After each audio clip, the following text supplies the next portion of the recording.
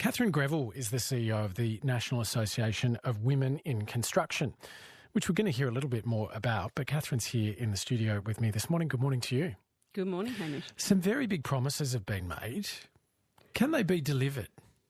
Look, they have, and there's challenges all around in the sector, but there's really fundamental issues that need to be solved in order to deliver those. So firstly, we've got, as you've noted in your introduction, a massive skills shortage, a labour shortage.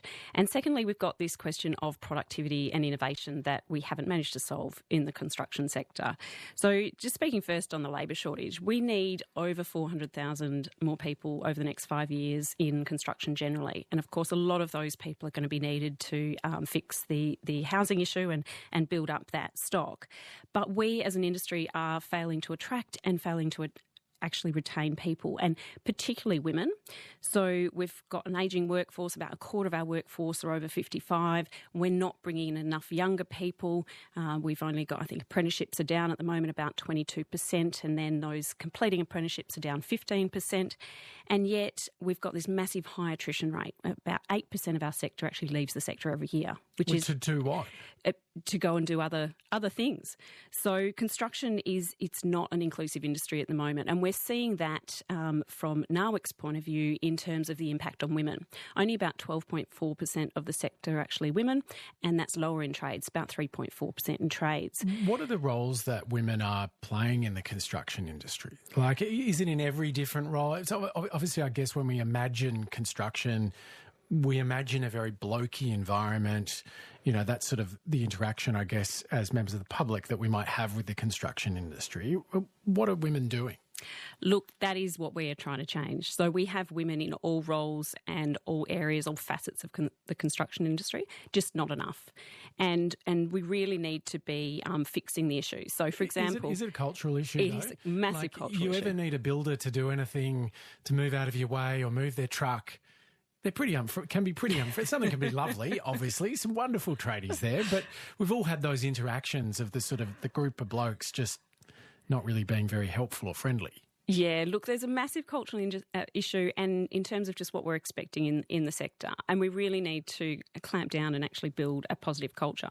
So we don't have enough women. As you said, we don't have enough in site-based roles. At the moment, about 72% of first-year apprentices who are women actually drop out of their apprenticeships.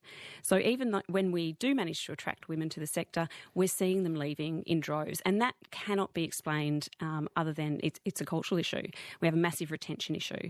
So we really need to be fixing those issues. We've got limited career advancement for women in the sector. We still have a massive pay gap. We see, unreasonable and conduct, sexual harassment, so on. NAWIC did some research last year into the impact of... NAWIC is your association of women in construction. NAWIC is the abbreviation. It is, yes. Sorry, I should have explained that. So we did some research into microaggressions, those small acts that make women feel less welcome, less valued, or less safe in the sector. And we found that 88% of women who participated in that survey have actually experienced microaggressions to the point where it's significantly impacted their experience in the workforce. What's more concerning is 41% of those actually came from managers, 38% were coming from clients, so this is right through the supply chain, not just in your own business, and then 8% of women had actually left the sector altogether because of that type of conduct or the cultural issues in which it's allowed to thrive. And perhaps what's even more concerning is when women reported this type of behaviour, 63% of women saw no change at all, and 9% actually saw it get worse. Okay, that's alarming. I'm talking to Cathryn Greville, CEO of the National Association of Women in Construction. To the broader question, we live in a city that, I think we all feel the housing, the construction squeeze. When you see these promises made, do you think they are reasonable, that we can deliver the sorts of numbers that are being discussed by both state and federal government? Look, it's a massive ask. It's a massive ask in an industry that has some fundamental cultural issues. But I think we also need to look at what we're doing to support that improvement of culture in the sector. Is there more to it than culture, though? Like, isn't there a practical reality to delivering tens of thousands of homes every single year in Sydney? Yeah, there is. There's practical reality in two ways. It's having enough people to deliver them, and that goes back to culture. And it's having the productivity in the sector to actually be building those fast enough. And productivity-wise, the sector hasn't improved. We've actually reduced by 0.2% in terms of our material productivity since the 1990s. So how could that be alleviated? We need to be focusing on how we actually build a skilled workforce, one in which, and culture plays a massive role in this, one in which people are working well together, efficiently, effectively, and actually using the full talent pool.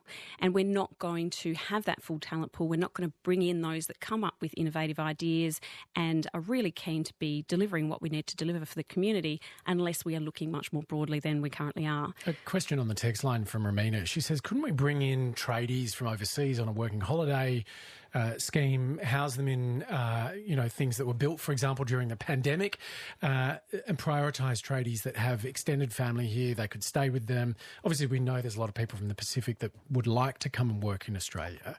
Is that one of the possible solutions? Look, immigration policy and bringing in skilled workers, absolutely. That's been on the cards, and I think that is always an issue for discussion, and the sector would very much like to see that. But there also is a fundamental issue of making sure we are upskilling a workforce that's going to stay. So are those people coming to stay and live in Australia permanently, or is it a short-term opportunity for them? So we really need to be focusing. We've got a lot of people we could be bringing into the workforce. If we fixed our gender participation gap in the workforce generally, in construction alone, we could actually increase our GDP by 1%. So we've got a cohort of women who are not choosing the construction sector because, let's face it, why would you when you're coming in and you're facing all of these issues? So we really need to be addressing the culture. I think we look at other fixes and in some cases what governments have done and policies we've had have not worked because we are still in this situation where the number of women in the sector has not increased significantly over the last 30 years that the National Association of Women has been in operation. So we really need to address those sticky issues, get to the heart of culture, and that is what NAWIC is focusing on. We're really looking to drive the culture to actually build that gender equity in the sector and actually see the sector thrive. We know that equitable workplaces actually are more productive.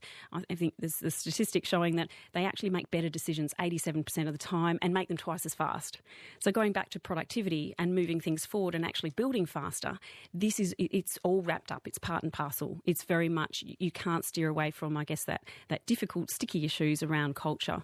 And that, I think, when we look at that commitment the government's made, I also need to point out that the Labor government has actually made a commitment to building women's careers in construction along with some other related sectors and has actually put $60.6 million towards it. So NAWIC is in the process of delivering a 3-year culture change program funded by the Building Women's Careers Grant, and we're really looking at working with men to drive the cultural change, make sure we're building allies and sponsors and really driving that change on the ground. Cathryn Greville, thank you so much for coming in this morning. Thanks for having me, Hamish. That's the CEO of the National Association of Women in Construction. Now we're talking Sydney. This is Mornings With Hamish Macdonald.